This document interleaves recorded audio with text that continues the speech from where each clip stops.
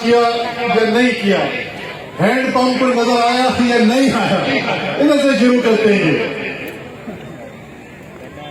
پاکستان کا ایک جمہوری نظام ہے اور اس جمہوری نظام کے اندر مختلف حکومتیں، وفاق کی حکومت ہوتی ہے، پورے پاکستان کی ذمہ داری حکومت کی ہے۔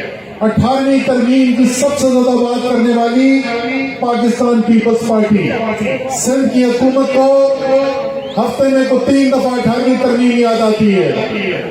وہ 18ویں ترمیم یہ کہتی ہے کہ صحت کی ذمہ داری کسی صوبے کے اندر اس کے عوام کی صحت کی ذمہ داری صوبائی حکومت کی ہے۔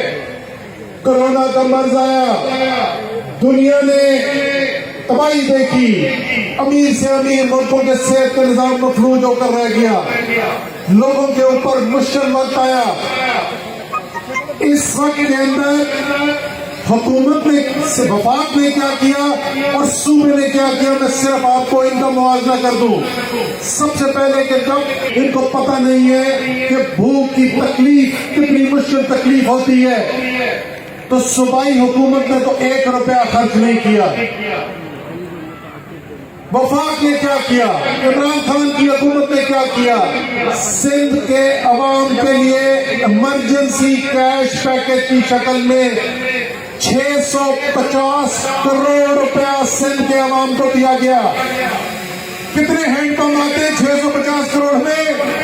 ہینڈ پمپ نہیں دیے، 650 کروڑ روپے کیش ایمرجنسی ریلیف، احساس ریلیف پیکج پچھلے سال دیا گیا۔ اس کے بعد دنیا نے ویکسین دریافت کی۔ واحد طریقہ اس وبا سے بچنے کا ویکسین ہے۔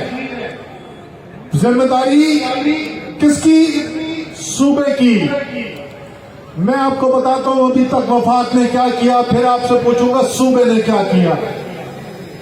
2 کروڑ 18 لاکھ ویکسین کل تک 2 کروڑ 18 لاکھ ویکسین وفاقی حکومت سندھ میں لگا چکی۔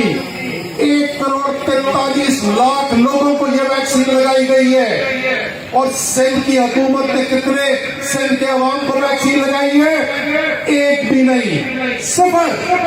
جس کی ذمہ داری ہے اس نے 1 ویکسین نہیں لگائی، اور جس کی ذمہ داری نہیں ہے اس نے 2 کروڑ 18 لاکھ ویکسین لگا چکے ہیں۔ کیوں کرتا ہے عمران خان؟